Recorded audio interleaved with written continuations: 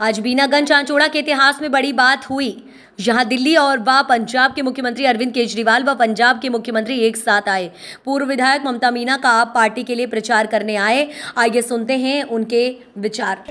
मैंने कहा जब 15 लाख की रकम लिखता हूं तो कलम रुक जाती है। 15 लाख की रकम लिखता हूं तो कलम रुक जाती है।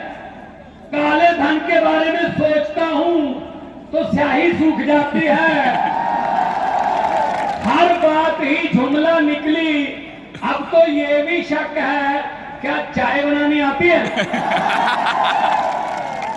इस बात पे भी शक है भाई साहब, शक क्या चाय भी ना बनानी आती है।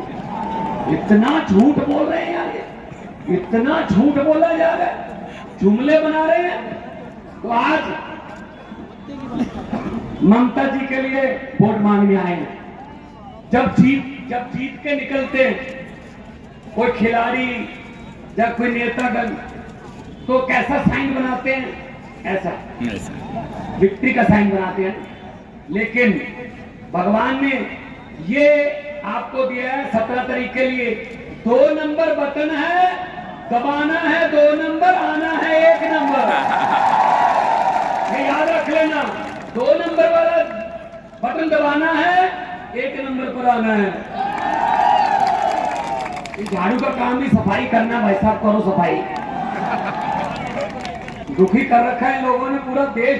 75 साल हो गए आजादी, 75 साल हो गए। अरविंद केजरीवाल जी ने आम आदमी पार्टी बनाई दिल्ली में, शानदार स्कूल हो गए भाई साहब, सरकारी स्कूल। जाके देखना, किसी दोस्त को फोन कर लेना। सरकारी स्कूल में देश में पहली बार मैंने अपनी आंखों से देखा है कि एक जज का बेटा और एक कलेक्टर का बेटा और एक रिक्शे वाले मजदूर का और झुग्गी झोपड़ी वाले का बेटा एक ही टेबल पर बैठकर, एक ही बेंच पर बैठकर एक ही किताब पढ़ रहे थे। बहुत बड़ी बात है भाई साहब, बहुत बड़ी बात है। जैसा कि ममता जी ने कहा कि ऑटो वाला कह रहा था कि मेरे खानदान में ये आखिरी ऑटो होगा, इसके बाद मेरा बेटा डीसी बन जाएगा, मेरा बेटा वकील बन जाएगा, डॉक्टर बन जाएगा, इंजीनियर बन जाएगा। ये चीज करनी पड़ेगी। इनके जुमलों में मत आना। इनको पता चल गया जनता का कि जनता की मेमोरी जो है ना, ये सोचते हैं मेमोरी वीक है, जनता की याददाश्त कमजोर है। वो 4.5 पौने 5 साल का जो हमारे करतूते हैं वो भूल जाते हैं। आखिरी 3 महीने में एक लॉलीपॉप दे दो, लोग खुश हो जाते हैं। जैसे कि अभी दिया ना कि सिलेंडर 200 रुपये सस्ता, लेकिन महंगा कितना किया था। हम सस्ते के चक्कर में आज सस्ता कर दिया। ये वो वाली बात हो गई भाई साहब, ये याद रख लेना। एक परिवार में लड़की की शादी थी, अच्छा परिवार था, जिम्मेदार थे, जमीन थी, अच्छी प्रॉपर्टी थी। उन्होंने कहा कि बेटी लाडली है, धूमधाम से शादी करेंगे। तो लड़की के लिए सामान इकट्ठा किया, बड़े बड़े टीवी, फ्रिज, जेवर, सोने के चांदी के सब इकट्ठे कर लिए।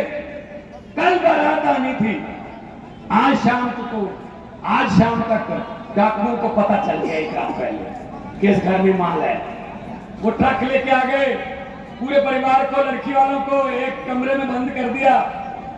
ट्रक में सारा सामान भर लिया। ट्रक जाने से पहले डाकुओं के सरदार ने पूछा, लड़की का परिवार कौन से कमरे में है? जी इस कमरे में है।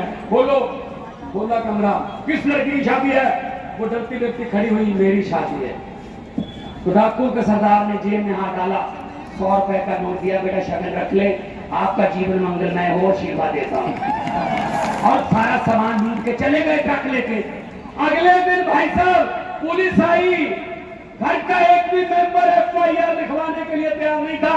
कह रहे थे ठीक है लूट के ले गए, लेकिन बंदे बड़े अच्छे थे, 100 रुपया शगन ले गए। ऐसे करते हैं मेरी बीवी वाले, 450 लूटते हैं, 6 महीने में आपको की शगन दे देते हैं, 200 रुपए का सिलेंडर फ्री। हम तुम्हें आ जाते हैं, चलो लूट तो लिया, लेकिन बंदे बड़े अच्छे हैं, 200 रुपए सिलेंडर। अगर किसी नदिया के घाट पर ये नेता लोग बस जाते अगर किसी नदिया के घाट पर ये नेता लोग बस जाते तो जनता के प्यासे होठ एक एक बूंद पानी के लिए भी तरस जाते। गनीमत है, शुक्र है, मौसम पर हुकूमत चल नहीं सकती, वरना सारे के सारे बादल भी इनके खेतों में ही बरस जाते।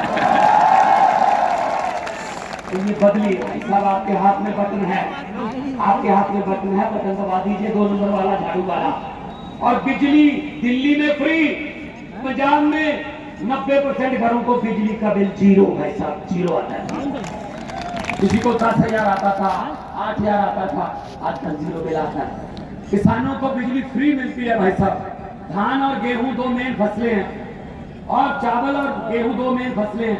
अभी दूसरी फसलों पर हम सुप्रीम कोर्ट में जा चुके हैं कि दूसरी फसलों पर हमें मूंग भी बीज सकते हैं, बाजरा बीज सकते हैं, हम सूरजमुखी बीज सकते हैं, मक्का बीज सकते हैं, दाल बीज सकते हैं, लेकिन एमएसपी दो, एमएसपी सेंटर अगर दे दे तो हम वो बीज लेंगे। तो किसान को अन्नदाता कहा जाता है। दाता मतलब दाते बांटने वाला, कुछ देने वाला, और धरती को माता कहा जाता है। माता और दाता इकट्ठे रहते हैं हर रोज एक ही जगह पे, तो दादा का बुरा हाल क्यों हो गया? क्यों देश को पेट भरने वाला खुद भूखा सोने पर मजबूर हो गया? इनकी करतूतों की वजह से। इन नेताओं ने कुछ बनाया नहीं, कानून नहीं बनाए, अपने घर भरे हैं इन्होंने, सिर्फ अपने घर भरे। तो बिजली, पानी और स्वास्थ्य, बीमार हो जाए तो अच्छे हॉस्पिटल में इलाज होना चाहिए। तो इसीलिए हम आपके पास